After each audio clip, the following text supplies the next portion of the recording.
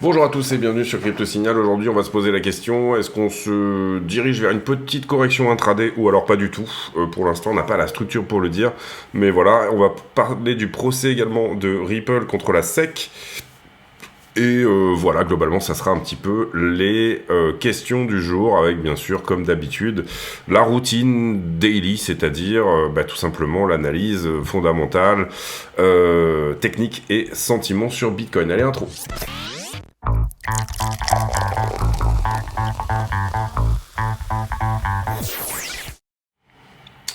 Alors, BTC face au dollar en 1 heure, là, pour le coup. Bon, on a cette structure de retournement ici qui est très jolie, pas de souci de ce côté-là. Une des questions qu'on peut se poser à ce moment-là en regardant la structure, c'est de se dire, bon, est-ce qu'on viendrait pas faire un petit tour sur la trend la plus agressive ou la moins agressive, éventuellement retest de la ligne de coup du W que vous voyez ici, c'est-à-dire en l'occurrence 68,2, 68,5.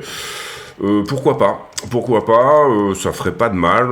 J'ai regardé un petit peu les fundings tout à l'heure. On surchauffe un peu en funding. C'est pas non plus incroyable, mais pourquoi pas? Derrière, si on regarde le point de contrôle, donc l'endroit où il y a le plus de business dans cette structure, ça nous donnerait à peu près 68,242. Si jamais on se dirige vers une correction intraday encore une fois. Le signal qu'on peut éventuellement rechercher là-dedans, c'est, je pense, la perte de cette trend ici qui est moins agressive, vous le voyez, que la première, le moment où un peu on explose, on arrive à passer, à short squeezer tout ce qui se trouvait finalement dans la boîte de liquidité qui est par là. Pour le moment, en tout cas, on est venu cueillir ce que nous, on voulait aller chercher en TP2 sur ce trade. On est en long sur BTC depuis à peu près cette zone-là. Et on a pris un TP ici. On a dit qu'on prenait un TP sur la zone des 71. Prochain TP sera à 77. Et le dernier TP, le runner, le moonbag, on va dire, autour des 88. Pour le moment, je vous ai mis ce petit niveau 4 heures ici qui semble rejeté. Si vous vous mettez en 4 heures, c'est à peu près le niveau qu'on a. Donc une ouverture clôture au-delà de ce niveau. Là, on vient d'ouvrir au-dessus. Si on arrive à clôturer au-dessus, on sera obligé de sortir ce niveau et on considérera que ce sera les zones supérieures qui vont éventuellement rejeter. Donc on a un daily ici. Pour le moment, pas de structure baissière, c'est-à-dire que tant qu'on ne perd pas cette accumulation-là, on n'a rien. Petite compression ici sur le bout, mais c'est toujours le cas, il y a toujours une petite compression à regarder. Voilà, rien d'inquiétant pour le moment à la baisse, si ce n'est, on va le voir potentiellement dans la liquidité, quelque chose qui peut éventuellement nous intéresser pour nous dire que intraday, il y aurait peut-être quelque chose à jouer pour un short, encore une fois, pour viser quelque part autour de 68, 68,5. On va voir ici ce qui se met en place pour le moment.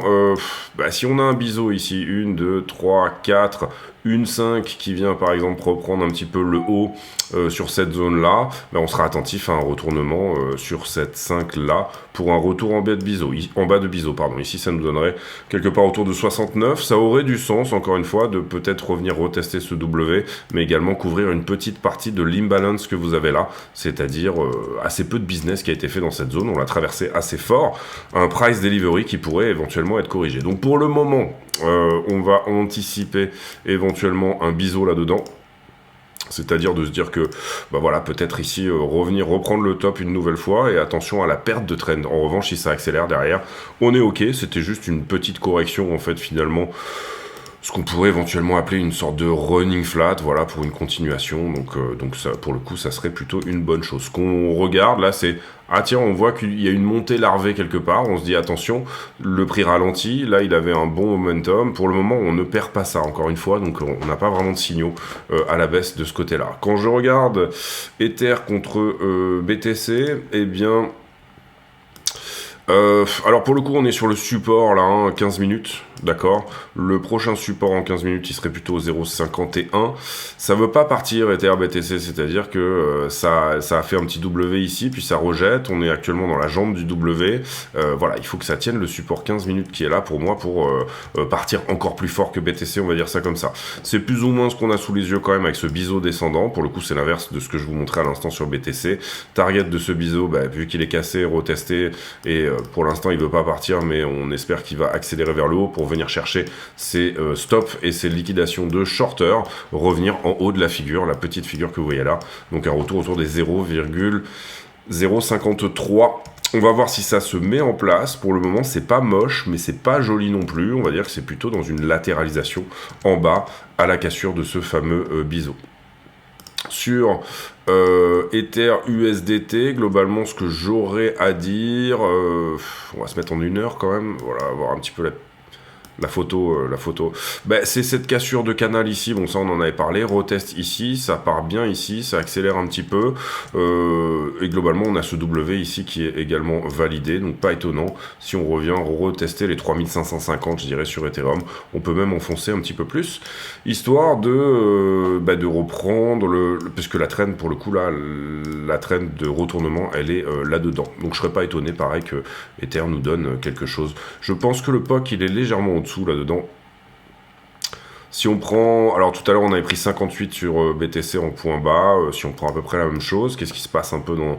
Ouais, on est à 3431, donc ça peut enfoncer 3431, ça serait pas choquant. 3442 par là, ouais. Ouais, si ça y va tout droit, pourquoi pas. En tout cas, on commence à avoir de la liquidité en dessous, on a laissé rentrer un peu de monde, surtout dans cette petite montée larvée, encore une fois. On va regarder en 15 minutes, pareil sur Ether. Ouais, globalement, vous avez une trend un petit peu plus agressive ici, qui semble être perdue, retestée.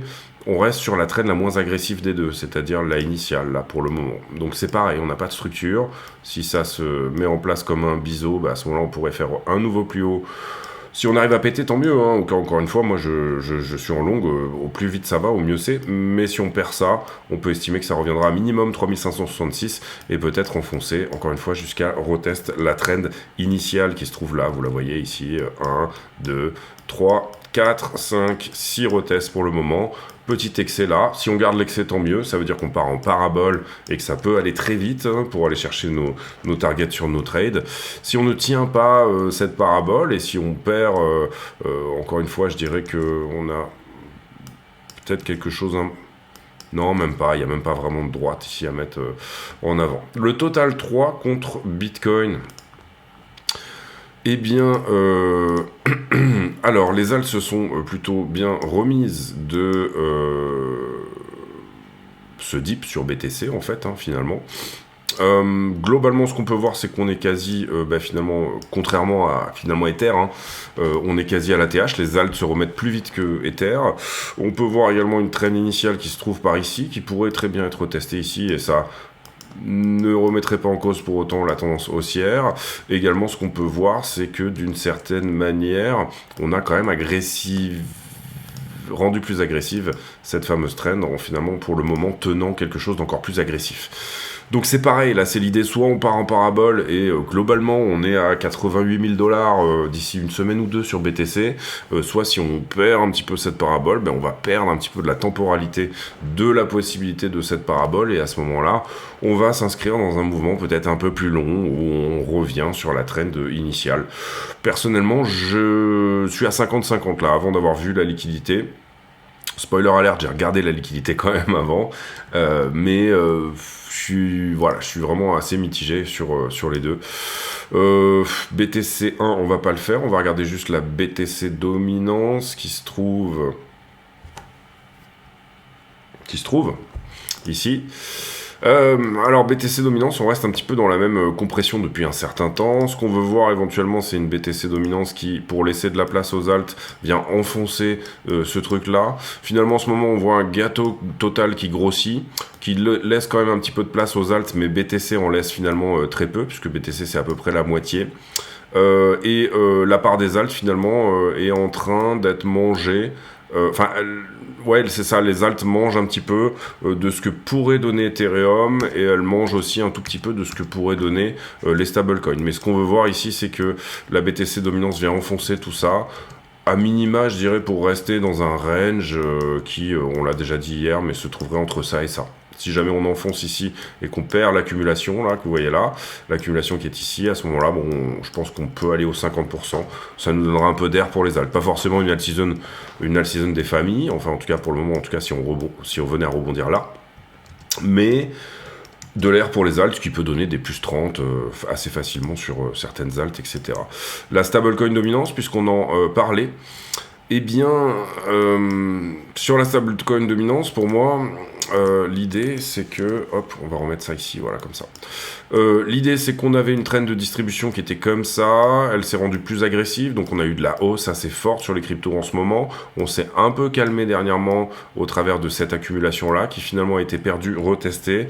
Globalement, ce qu'on regarde là, c'est que en fait, la trend la plus agressive en ce moment, à la distribution, est en train d'être retestée une nouvelle fois. On veut que ça enfonce, d'accord ? On veut que ça enfonce et que ça réintègre en fait finalement cette espèce de descente. Ce qu'on veut, c'est qu'elle continue, la stablecoin dominance, à aller le long finalement de sa distribution initiale qui dure depuis désormais plusieurs semaines, plusieurs mois.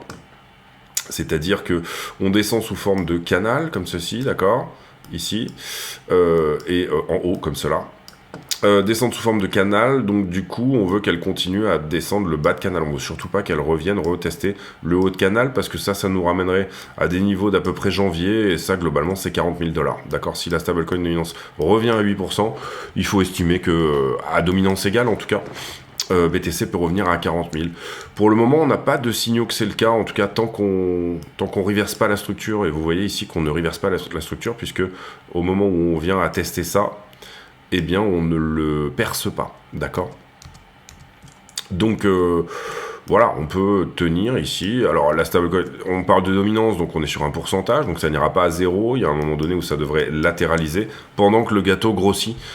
C'est plus ou moins ce à quoi on s'attend depuis, en fait, c'était là où j'avais mis cette grosse barre jaune, c'est-à-dire que si vous regardez la stablecoin dominance, tout ça c'est l'adoption des stablecoins, on va dire. Ici c'est le point bas, on va dire, de bull market finalement de septembre 2021, et on s'attend pas forcément à ce que la stablecoin dominance aille au-delà et en deçà de toute cette zone-là, d'une certaine manière, d'accord ? Attention à un rebond, hein, on peut aller à 40 000, c'est pas du tout exclu, c'est pas ce qu'on privilégie pour le moment, bien sûr, mais en tout cas, je pense qu'à 4% de dominance, on aura un bottom sur la stablecoin, et je pense même que le bottom est plutôt autour des 5-6 actuellement. Donc ce qu'on veut voir maintenant, c'est qu'en fait, elle revienne sur son haut de canal pour perpétuer et continuer à perpétuer ce... Je ne parlerai pas de bull run, mais on va parler d'un bull market, en tout cas une tendance haussière. Ici, c'est qu'elle se décale par le côté pour retaper finalement le haut du canal, mais par le côté, d'accord ? C'est-à-dire, encore une fois, une stablecoin dominance qui se met à plat, et ça pendant un certain temps. Pour le moment, en tout cas, c'est encourageant de s'être fait rejeter par ce moment-là. Attention à bien refaire du surf un peu sur le bas de la trend et rester plus ou moins à un 5% qui bloque, voilà, j'ai envie de dire ça, 5-6% qui doit bloquer. Vous le voyez ici, 0,5 de Fibo, mais en l'occurrence c'était aussi la grosse droite jaune qu'on s'était mis pour se dire, bon, à partir de là, on va dire que on va pas s'attendre à beaucoup plus de baisse sur la stablecoin dominance non plus, mais si elle garde ces 5% dans un gâteau global qui grossit, on va dire ça comme ça, ça reste plutôt encourageant.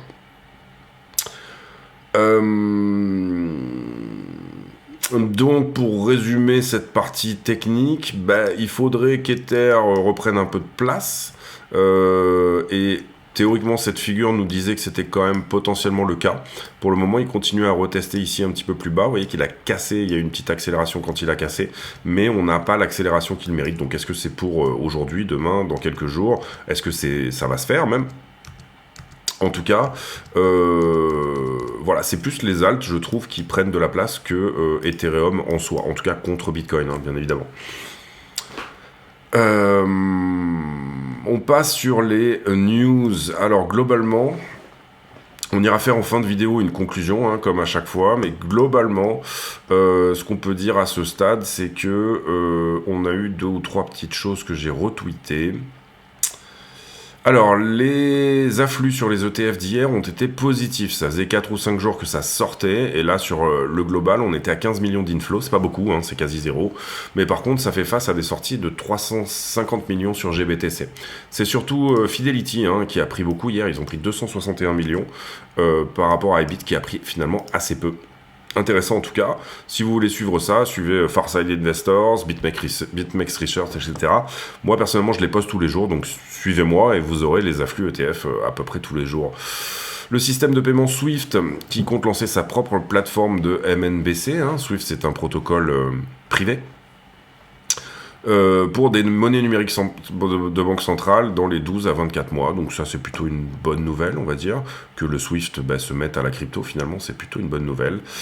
La saga Ripple, alors on va pas non plus faire une heure là-dessus, mais globalement, tout le monde dit, la SEC réclame 2 milliards à Ripple. C'était attendu, on attendait le 26 mars que la SEC donne ses arguments vis-à-vis du juge Torres.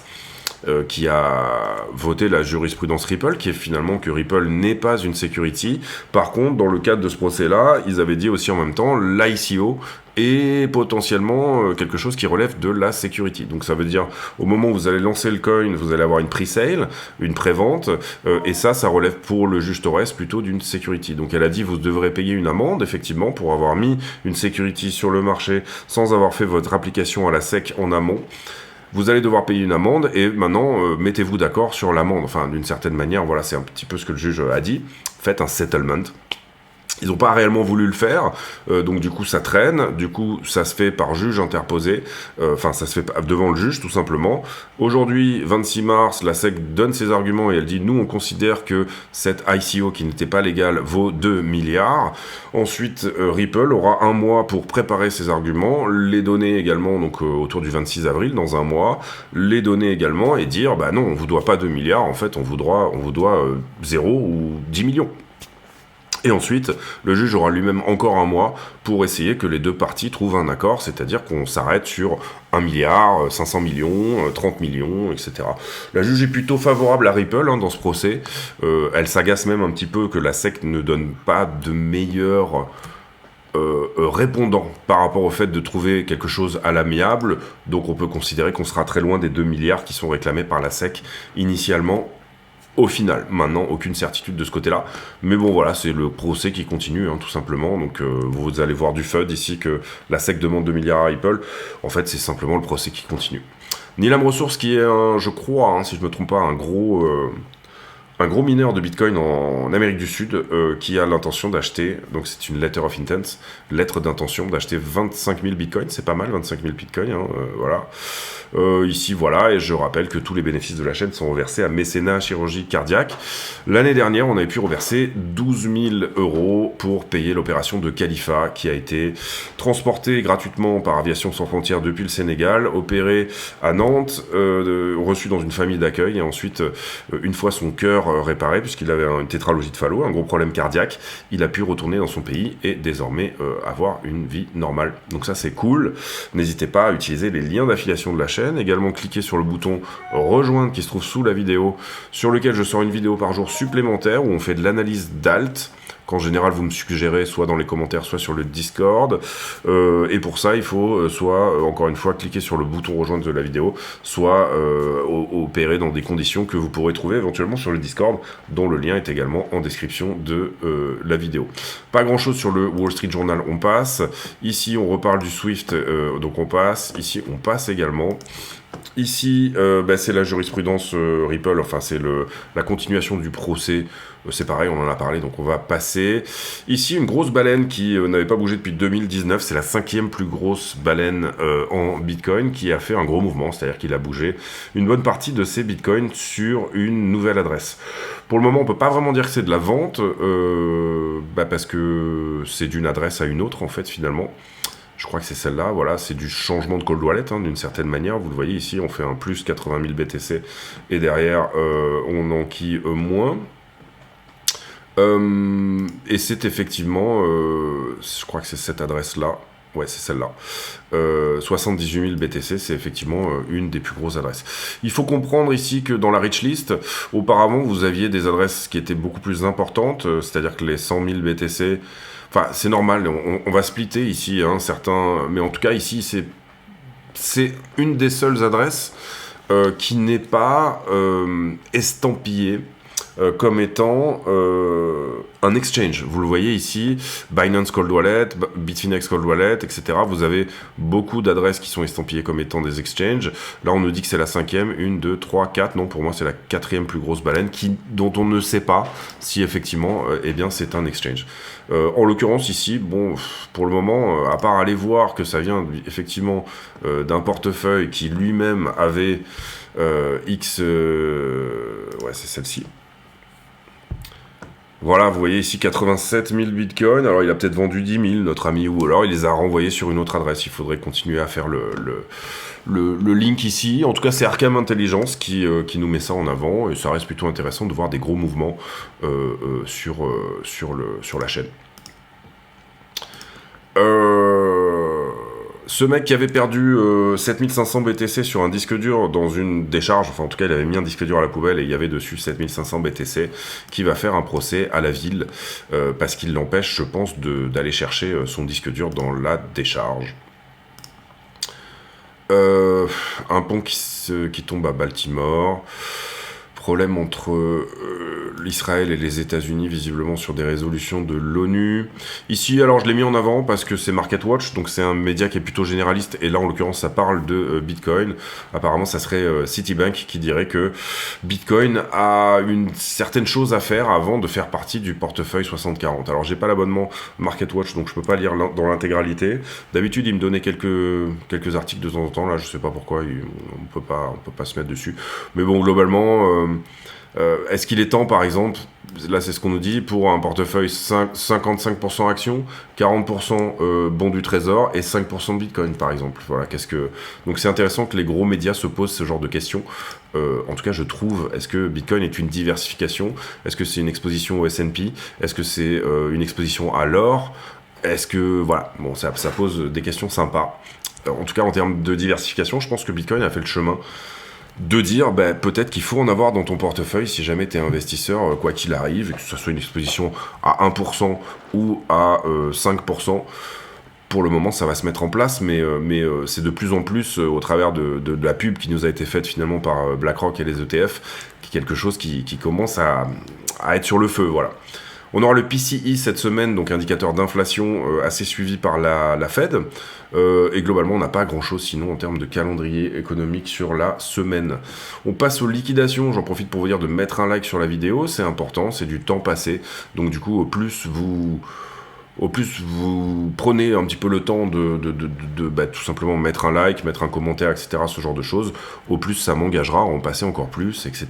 Et voilà, au plus il y a d'audience, au plus il y a d'envie.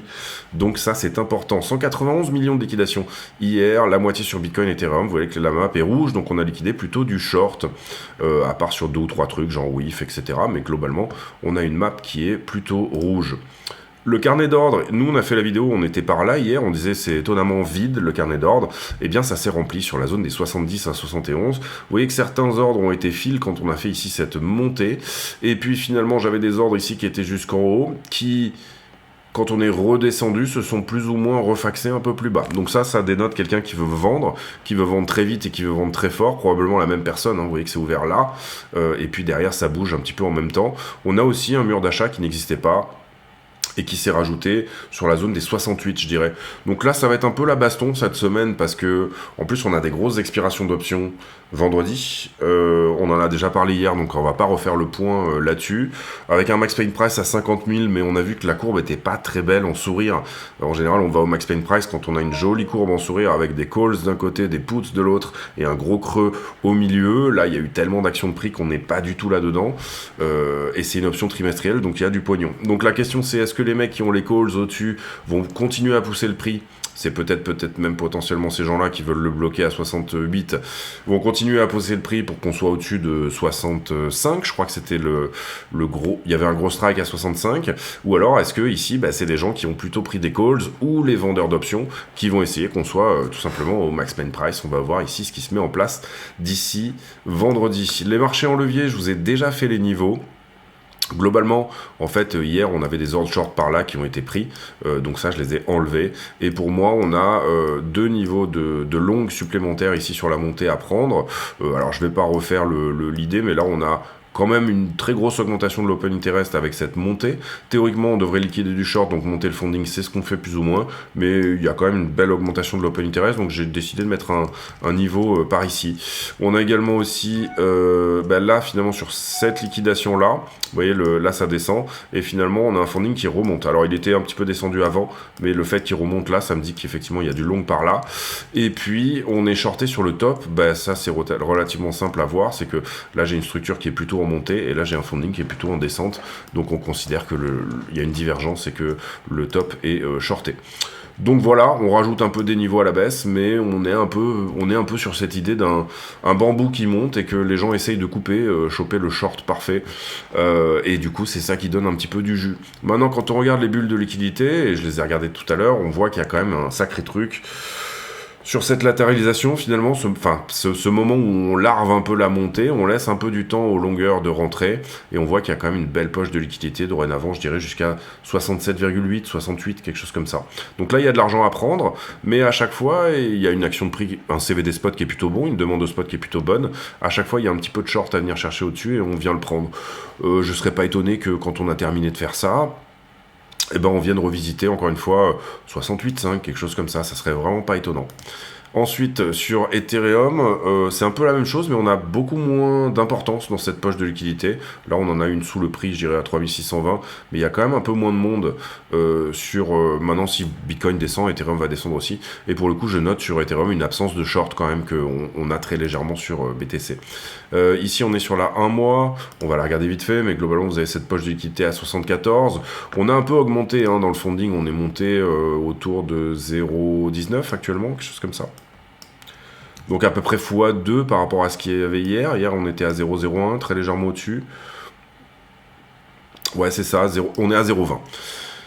C'est 2 fois plus qu'hier, mais le CVD se tient et ça reste une zone à peu près neutre quand même en funding. On n'est pas au 0,10 comme on a pu voir ici dernièrement, et où là, on s'inquiétait quand même d'une correction plus importante, ce qu'on a eu.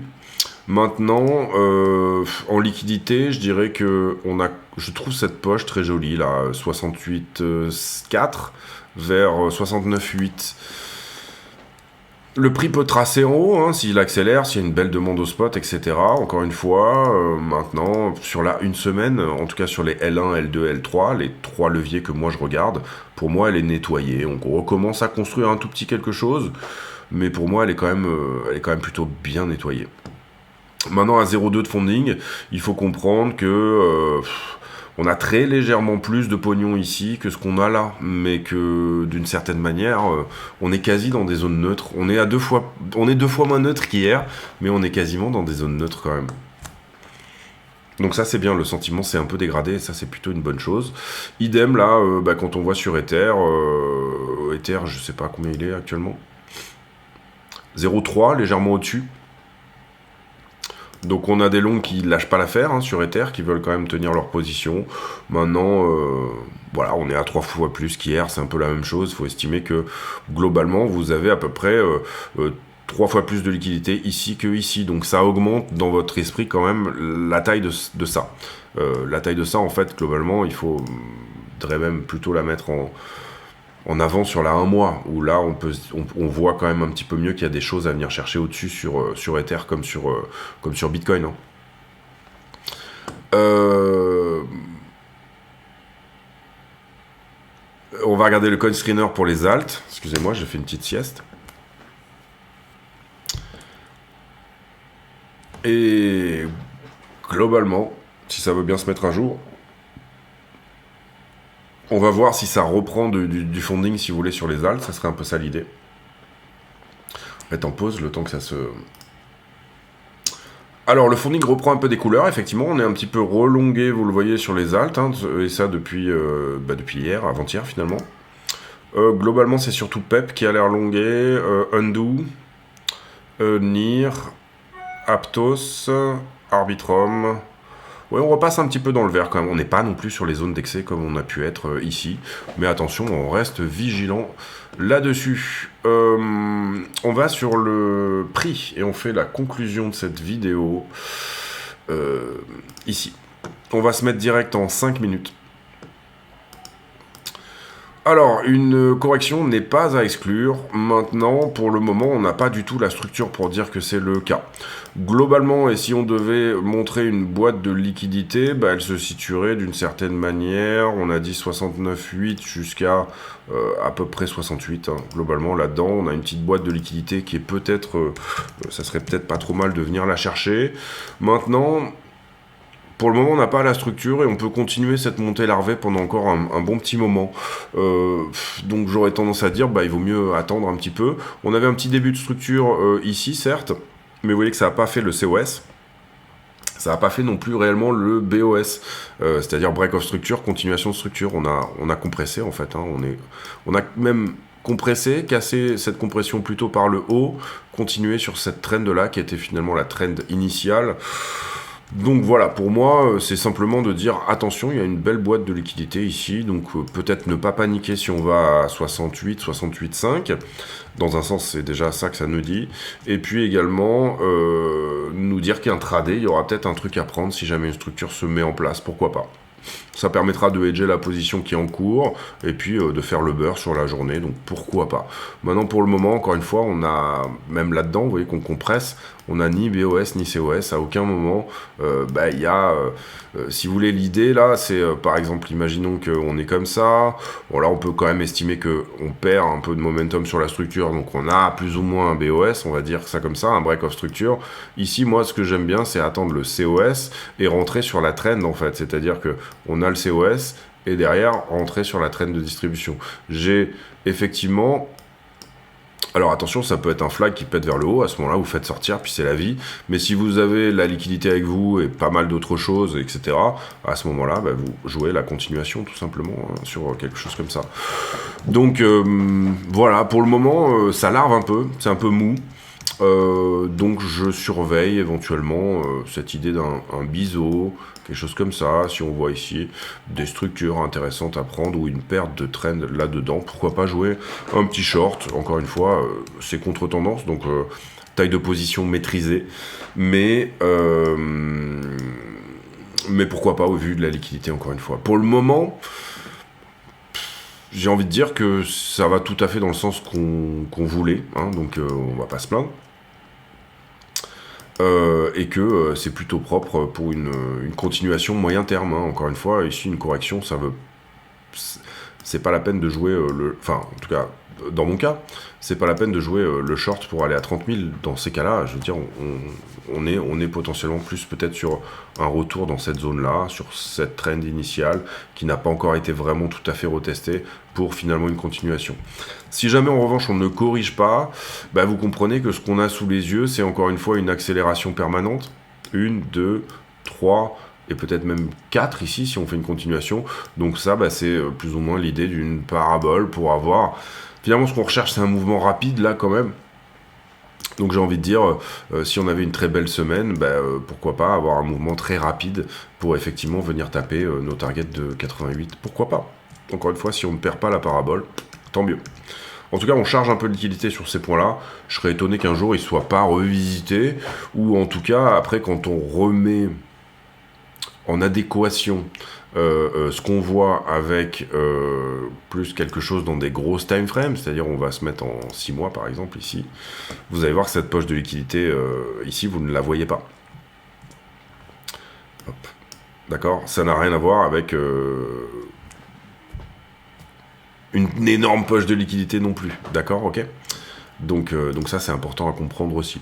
Pareil, si on regarde la 6 mois, il faut se dire que je suis à 0,02 de funding, donc globalement, une bonne partie de ça a pris profit quand même, et une bonne partie de ça correspond finalement... Enfin, en gros, j'ai à peu près 2 fois plus de monde ici que du monde ici, mais ça semble plus frais. Sauf à descendre sous 58, où là, on reste quand même dans de la fraîcheur, de l'ordre de 1 mois, finalement.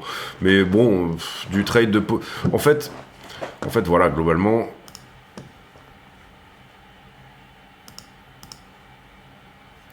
Pardon. Globalement, pour le moment, on n'a aucun signe. Pardon.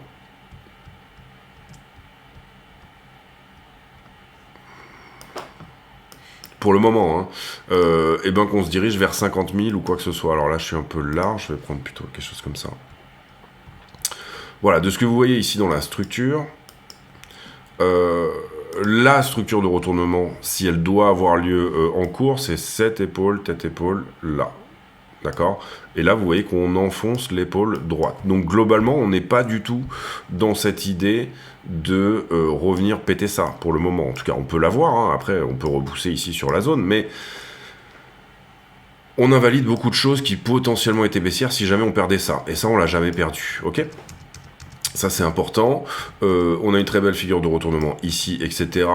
Quand je regarde finalement les Fibonacci, on va dire à la baisse de tout ça, donc en fait là on regarde de cette descente-là, combien on a retracé vers le haut, d'accord? En imaginant qu'on soit dans une correction en 3, c'est-à-dire que derrière on fait ça, ok? Là, pour le coup, on est vraiment sur le scénario baissier, entre guillemets. Bah, on a déjà retracé 80%. On n'est finalement pas très loin du territoire d'une flat, c'est-à-dire à 72,5, entre 72,5 et 75. Déjà, on ne pourra que imaginer que ceci est une flat. Une flat, ça veut dire revenir à un moment donné sur la zone des 60, sortir tout le monde, et là se reprendre et redégager vers le haut, d'accord? Sous-entendu, là, enfoncer un peu cette trend-là, peut-être potentiellement aller récupérer un peu plus bas, etc. Et si jamais on passe allègrement les 1.10, à ce moment-là, on est plutôt dans l'idée d'une impulsion. Donc on serait dans la 3 d'une impulsion, d'accord? 1, 2, 3, peut-être plus haut, 4, 5, et ainsi de suite, d'accord?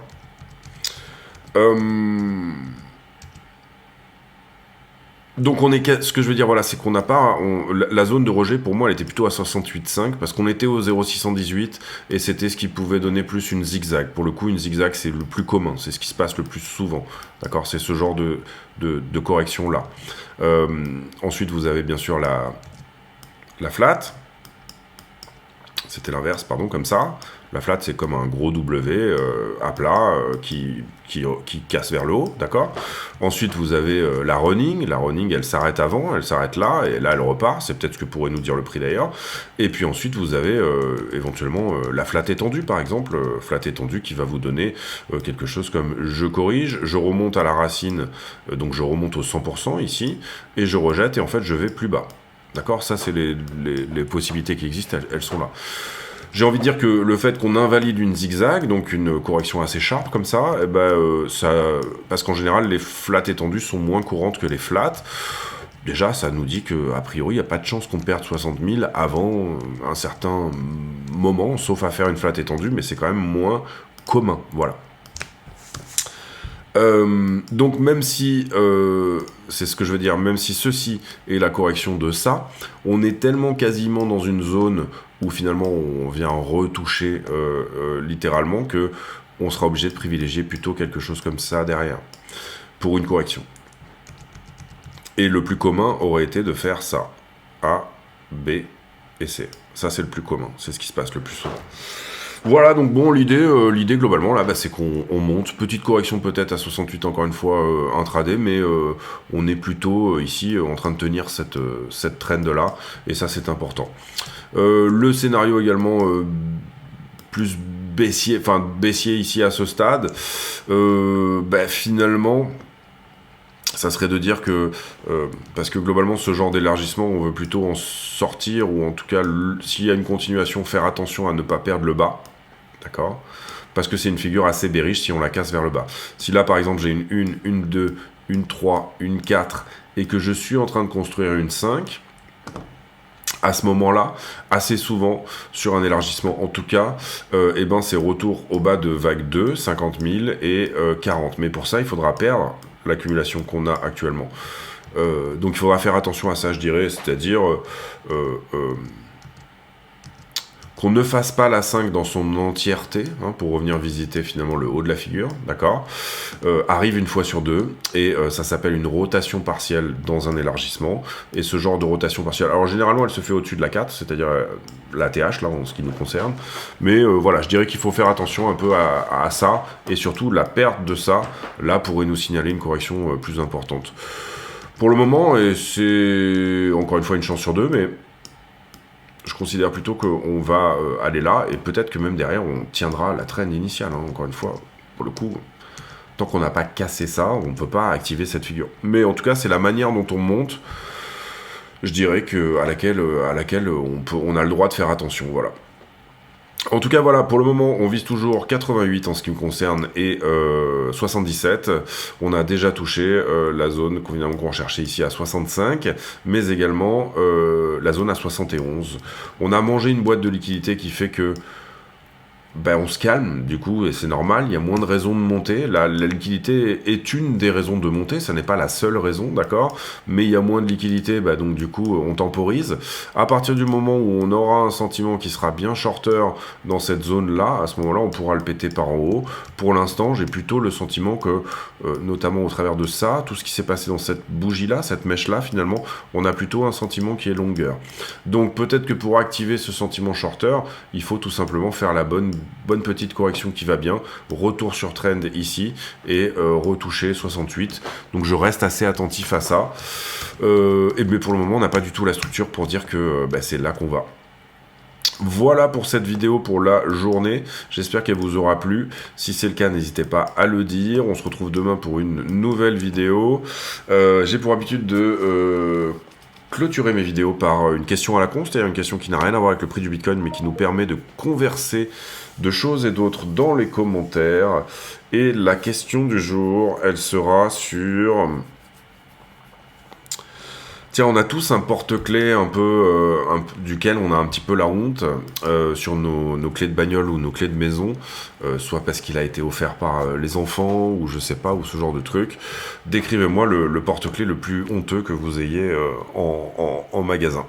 Voilà, c'est la question à la con du jour. On se retrouve demain pour une nouvelle vidéo. D'ici là, portez-vous bien. À très bientôt. Ciao, ciao.